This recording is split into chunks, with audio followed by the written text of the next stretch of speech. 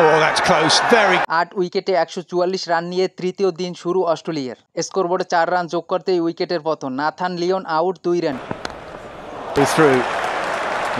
Mitchell Starc Josh হ্যাজেলউডকে সাথে নিয়ে আস্থার সাথে ব্যাট করেন। 43 ওভারে অস্ট্রেলিয়া নবম উইকেটে স্কোরবোর্ডে 150 রান পূর্ণ। মিচেল স্টার্ক এই দিন যেন ব্যাটিংয়ের ভূমিকায় অবতীর্ণ। Slip Gordon, take start. Mitchell Starc দলের গুরুত্বপূর্ণ সময় 131 বলে অর্ধশত পূর্ণ করেন। 64 ওভারে অস্ট্রেলিয়া 9 উইকেটে স্কোরবোর্ডে 200 রান পূর্ণ করেন। Right. অস্ট্রেলিয়া 10 উইকেটের বিনিময়ে 207 রান তুলেন। এতে লিড 281 রানে। দশম উইকেটে মিচেল স্টার্ক ও Josh Hazlewood partnership 59 run. That's going to be at least. Josh Hazlewood 17 ও মিচেল স্টার্ক অপরাজিত 58 রান করেন। কাগিসো রাবাডা 59 রানে নেন 4 উইকেট।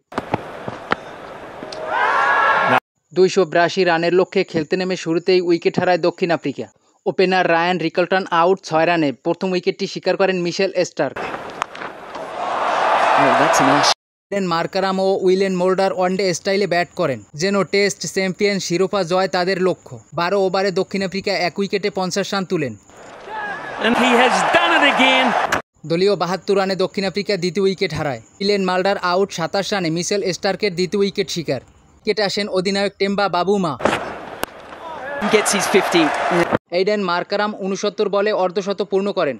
26 ওভারে প্রোটিয়াদের স্কোরবোর্ডে 2 উইকেটে 17 রান। এই দিন অজি বোলারদের পাত্তাই দিল না এডেন মার্কারাম ও টেম্বা বাবুমা। 38 ওভারে দক্ষিণ আফ্রিকা 2 উইকেটে স্কোরবোর্ডে 150 রান পূর্ণ করেন। জয়ের জন্য প্রোটিয়াদের দরকার 132 রান, হাতে আছে 8 wicket. And he gets it. অধিনায়ক টেম্বা বাবুমা 83 বলে অর্ধশত পূর্ণ করেন।